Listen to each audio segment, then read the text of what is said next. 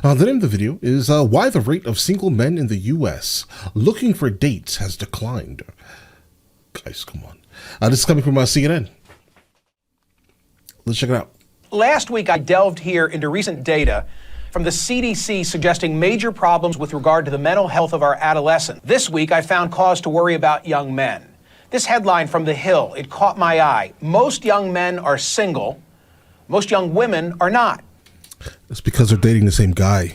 The story reported that as of 2022, Pew Research Center found 30% of U.S. adults are neither married, living with a partner, nor engaged in a committed relationship. I can imagine. Nearly half of all young adults are single. Now, look at these numbers.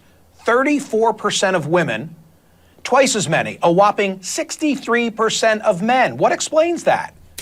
Oh, bro, look at the numbers here, guys. Pay attention here. There's a reason for that, guys, right? I mean, the women between 18 to 29 are single at a rate of 34%, right?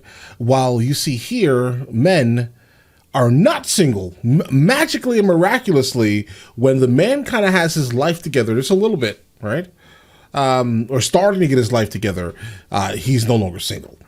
And that's what it is. And I'm telling you, it's, the 18 to 29 are going after the 39 to 49 group. That's what it is.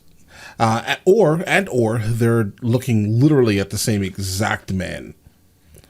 That's an unfortunate thing with the Pookies and the Ray Rays, guys, right? And keep in mind here, guys, Pookie and Ray Ray can look like anything in terms of a skin tone, guys. It's the guy who is the perfect aesthetic for whatever generation of women that is courting them, guys, right? So, all right. I pulled the Pew study and I read with interest. Turns out since 2019, the share of single men who say they're looking for dates or a relationship has declined from 61% to 50%. In 2018, 28% of men ages 18 to 30 reported they'd had no sex in the past year, compared with 18% of women of that age. The Hill report said... Guys, the same answer, right? Women are generally dating the same guy. They're swiping left or right, whatever the positive notion is on whatever the positive way to select someone on Tinder. I've never been on Tinder in my life, guys. Apologies, right? But they're swiping the positive way on the same guys consistently, and that guy is going through his list like, who am I going to deal with tonight? That's what's happening, guys. And men in their 20s are more likely than women in their 20s to be romantically uninvolved, sexually dormant, friendless, and lonely. They stand at the vanguard of an epidemic of declining marriage, sexuality, and relationships that afflicts all of young America. Bro, stay away from marriage, period. Until like a lot of things are fixed with the way divorces are handled, guys. I would not marry in the United States, guys. Among the causes, among the factors, a reliance on social media and online. But also, more young women are hooking up with each other or dating and marrying slightly older men, and heterosexual women are getting more choosy. Other troubling statistics about men come from a 2021 study from the Survey Center for American Life. I think a lot of the choosiness is coming from social media.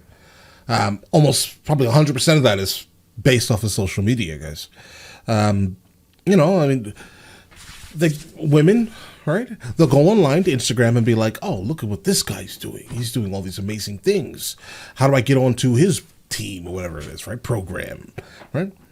And they're comparing it with the guys in their age bracket, and they're like, oh, these guys are broke. These guys are not, right? And, people can say, oh, listen, it's not about money. It's not about money. But it really is. Like 75% of women will say they want someone who makes more than them, never less. So if that's the case, then it's going to come down to, right? If you don't have what is appealing on social media, do they really want you? They found the share of men who have 6 or more close friends, which in 1990 was 55%, by 2021 had shrunk by half. Whoa. Meanwhile, those with literally 0 close friends, which stood at 3% in 1990, has zoomed to 15%. And it's going to keep getting larger, guys. I mean, this is the effect of social media. And an expert quoted by The Hill said this disconnect can have catastrophic consequences for young men. Quote, in the worst case scenario, The young American man's social disconnect can have tragic consequences. Young men commit 4 times the rate of young women. Younger women are largely responsible for rising rates of mass shooting, a trend that some researchers link to their growing social isolation. I'm guessing that was like a misspeak right there, guys. All right, let's get it. Well, those words reminded me of a conversation that I had over a year ago right here on CNN with NYU professor Scott Galloway.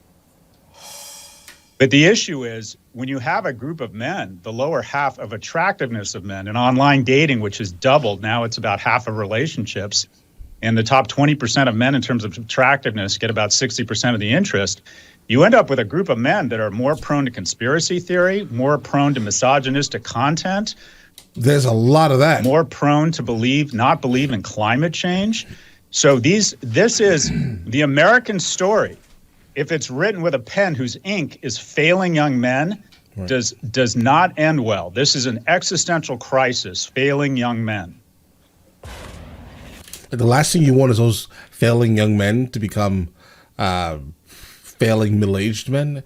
And once that happens, guys, men are responsible for a lot of like the physical labor in this country, guys. The building of a lot of many buildings, guys. Plumbing, mechanics, a lot of manual labor type of jobs, guys. Oil, solar farm maintenance, these type of things that are like required to kind of keep this country moving forward. And if they continue to fail, America's going to fail. It's just, like by definition, it has to, right? I am fully aware that, how do you say this nicely and calmly, guys? Like the way our society has moved in terms of like gender studies and gender equality and these things like that. I'm definitely happy for everyone's achievements, guys. Do not think that I'm saying anything different. But that very specific thing, I think is playing a huge part in what's wrong with men in this country, right? There are too many negative things about masculinity that are, how about this? Let's rephrase that, guys. There's too many things that people think are negative regarding masculinity, and it's just acceptable to think that, right? Like, and it's not. It's not like masculinity is not inherently toxic, guys. It's not. It's who you are naturally, right? Without the influence of any other outside influence, right? Let's say that. I think if you strip away a good amount of social media and a lot of the mainly social media, I'd say, like TikTok. Bro, get rid of TikTok and you'll see the massive change in society. I think TikTok is basically what's going to push us as a country kind of over the edge. And it's not even the same thing that's being pushed in the country where TikTok comes from, right? So like if it was like education-based content rather than just straight debauchery and overall misandry that floods TikTok, I think men would probably be a little bit better off, guys. As always, Professor Galloway was prescient. Back with me now is Scott Galloway. He's a professor of marketing at NYU Stern School of Business. He's a serial entrepreneur. He's the host of the Professor G podcast and author of multiple best-selling books, most recently, Adrift, America in 100 Charts. Scott, thanks for returning. Hasn't the advantage always been to those with the looks and or the money? What's changed? Absolutely. First off, Michael, I just want to say thank you for social media raising this issue a year ago when a lot of media companies were afraid to talk about this for fear of it being pro-men was somehow being anti-women. Look, because the problem with that is that sometimes a lot of these pro-men speakers are kind of anti-women. And they're anti-women because of, it could be life experiences, lived experiences. Like there's a whole group of people online called like MGTOW. Bro, that's just, that's the group that I think that they're referring to, guys. Like these are just anti-women men, right? That's something that happens, unfortunately, guys. And I think that, a lot of that's coming from their experiences getting rejected, most likely. Listen, you have to learn how to take rejection better, right? And just know for a fact, what you're experiencing as an American man inside of the United States of America is not the same experience that men are having outside of the West. Okay, just be fully aware of that very specific thing. Like you can find still an actual like woman, right? Completely, no masculine energy, none of that stuff, right? You will find that like a purely feminine woman. You will find that outside of the West, guys. So just keep that in mind. I mean, I understand you may have to work a little bit harder to achieve that goal, to leave and go somewhere else, but just know whatever situation you're in currently in terms of like dating, you're not stuck here, bro. This is returning to the natural order of things. For the majority of history, a small percentage of men have had the majority of the mating opportunities. But in America, we decided to make a huge investment in what would probably be the greatest innovation in history, and that is in the middle class. From 1945 to 1947, 7 million men returned from war, were discharged from the service, and we decided to give them the GI Bill, subsidized mortgages. We saw education rates go from 5 to 45%. They were valued, and we had such a strong manufacturing base that you had massive marriage and household formation. And some men were seen as more economically and emotionally viable. And you've seen the reverse happen with the offshoring of much of our manufacturing base, with a society that quite frankly doesn't value young men. When we talk about problems with people of color or women, we see it as a systemic societal problem. When we see problems or the stats that you just mentioned, we see it as accountability, or that men just need to level up. But married households and household formation are better citizens. They vote. They save at twice the rate. And the kids are less likely to just be sitting in someone else's jail, bro. Less likely to commit crimes. Right. And we have fewer and fewer viable men. We have a dearth of economically and emotionally viable men. But the middle class is an accident. Unless you invest in it, it doesn't happen. Eisenhower decided to invest $500 billion in a national highway project that created tons of jobs. We have, and by the way, the tax rate back then was 91%. We raised money and we redistributed in social programs that made young people more economically viable. And then, Scott, you toss in the influence of social media and how relationships today, they don't come from, in our era, happenstance and mingling. Going out. They come from swiping, and that further accelerates this issue. Am I right? Oh, yes. Oh, it's been the chaser to it. I mean, to have an honest conversation about this, we have to be honest. And that is that men and women have different mating criteria. One quarter of men saying economic viability is a key criteria in a mate. 3/4 of women say that is important. 75%. And when you're on a two-dimensional format, where now it's 1 and 2 relationships begin online, it used to be 1 and 4 just a few years ago, it gets distilled down to a small number of criteria. Like who can take the best selfie? That's basically what the criteria is, guys.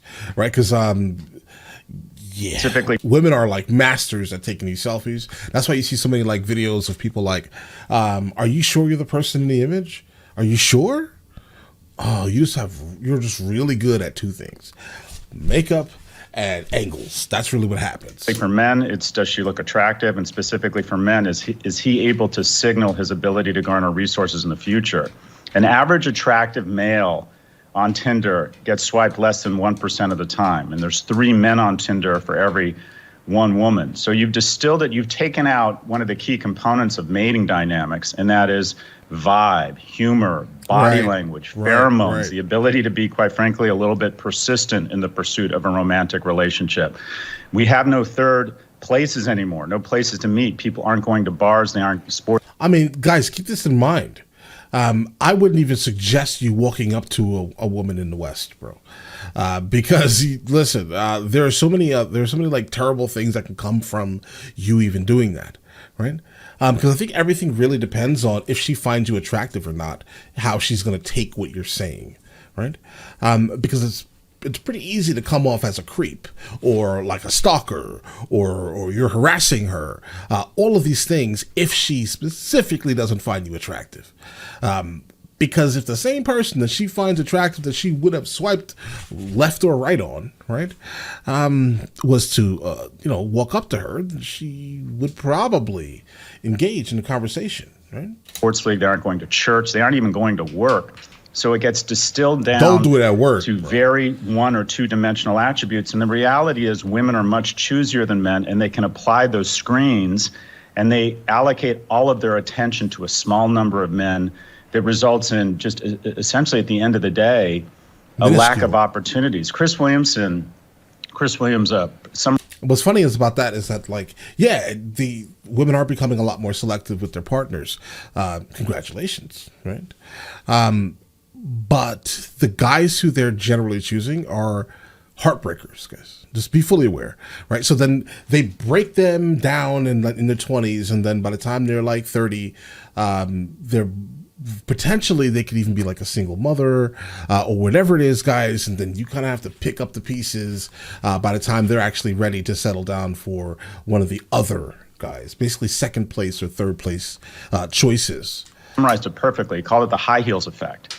In the last 40 years, more women have graduated from college than men, and they're not interested in mating with non-college grads. They now own more homes, single women, than single men. So what you have is women say they won't date anyone shorter than them, 50% of them. Effectively, what you have metaphorically over the last 40 years is women have been getting taller and taller, and men have been getting shorter and shorter. Yeah, becoming less attractive because hypergamy kind of would dictate that they have to move up. The problem is that their pool is almost zero. Probably like 10% of America is what would fall into the pool of suitors. How many of us have said, I know a ton of great single women, they can't find a date? That's not true. They can't find a date. They can't find a man they find economically or emotionally viable. Right. If we don't make a massive investment in young people and make more economically and emotionally viable men, we're going to see a lack of household formation. We're going to see a decline in the middle class. And we're going to see, quite frankly, just a lot of young men who are terrible citizens. Yeah. So is the answer to fix this economically, and who will champion this conversation? You felt obliged to compliment me at the outset because we had engaged on this a year ago, and here I am revisiting it. And I read into that the fact that you think that it's politically incorrect even to have this dialogue. It is. When you're seen as advocating for men because of the 300,000-year head start we've had, it seems somehow as anti-female. There's a lot of very unfortunate misogyny online that is masquerading as being pro-men. A lot of TikTok celebrities who talk about advocating for men, it's just thinly veiled misogyny. Ooh, bro, for real. Like, the guys who generally fall on the unattractive side of this whole thing are the most likely to involve themselves in, like, these toxic people online, right? Like, bro, they're not giving you any good information. They may be making you feel better for why, some of these women are just not, coming after you, or you're watching like some of these podcasts where these men sit around a table and just like dunk on women mentally, right? These are handpicked women because they're not intelligent. If that makes any sense, like they're handpicking the unintelligent, bringing them to the table, right? And sitting down and asking them complex questions. You picked them specifically because of their aesthetic, right? You didn't care about their overall intelligence. You handpicked them because you basically thought they were going to be idiots. And a lot of them tend to be, okay, wait a second. Oh man. But the point is that some people watch that content specifically. It's absolutely misogyny, by the way. That should be the definition of it. Look at some of these podcasts. They're crazy, bro. They're crazy. They're absolutely crazy. You're asking super complex questions, dropping stats, and then watching people melt because they can't answer your question. You fully studied this topic. They know nothing. That's not even why would you want to even engage in that? What do we need? We need more freshman seats in colleges. We need a massive investment in vocational training. We need to figure out a way to get more permitting for housing so young people can afford housing. We need to recognize our economic policies, literally allocate wealth from young people to old people. The percentage of wealth that the other way around, because 56% of the houses owned in the United States of America are from 65 years old and up, bro. All right, that's a problem. Guys, that's a massive problem. And the rest of that percentage is split between Airbnbs and 35-year-olds, guys, and up. Guys, so just keep that in mind. We have a problem. Young people are not doing anything, right? They're not doing anything. It's because they can't do anything. Because there's that 56% of house owners basically they hold the market. They're not getting rid of their houses, right? They're not moving. They're not doing anything. They're just sitting there on that asset, while everyone else has to sit here and suffer. Young people control under the age of 40 has been cut from 12% to 6%. These are concerted, deliberate decisions. We did away with the child tax credit. We don't want to make it any easier for people to have kids, but seniors just got their largest cost of living adjustment increase in history. We have made the decision to make it harder and more expensive for people to find each other, for people to mate, and for people to have children. And without children, we turn into Japan and Italy, and that is we go into population decline, and our economy goes into decline. We are about to become a society, by the turn of the century, there will be 8 times as many people over the age of 60 and half as many kids under the age of 5. Nursery schools will become these strange situations with old people staring through fences at these creatures they don't see in the wild called children. Is this the world we want? Do we want a lack of kids? Do we want a lack of ability to create households? The happiest, most prosperous, most purposeful people in America are middle-class families. And we have made a concerted decision to punch it in the gut and make it harder for that type of family formation. And we're going to lose prosperity and we're going to lose purpose. Yeah. Oh, guys. Ooh. The only thing I can think about in terms of like the United States of America, I think we're too far gone. I think the West in general is just gone. I don't see it as beneficial for the majority of men to marry or engage with the majority of women in the United States of America. I don't see that as a viable option. Based off of like a lot of the videos that are just floating around, guys, it's just crazy. There's so much misandry that's just out in the open. It seems to be okay, right? I would always, for example, my sons, guys, I have 2 sons, and I have 1 daughter. I'll tell my daughter this year: do whatever you want to do, be happy in life, be as successful as you possibly can. All these things that are like, floating around in this modern society we live in, right? While at the same time telling my sons, do not marry anyone, any specifically a woman from the United States of America. Do not. I would always say the same thing, guys. Go somewhere else outside the West, and find a woman. I think, because, at the end of the day, I think, most men are traditional still, right? A lot of women modern day want traditional men, but want to remain modern, right? It's this weird thing that always turns out to be pretty terrible to look at from the outside, guys.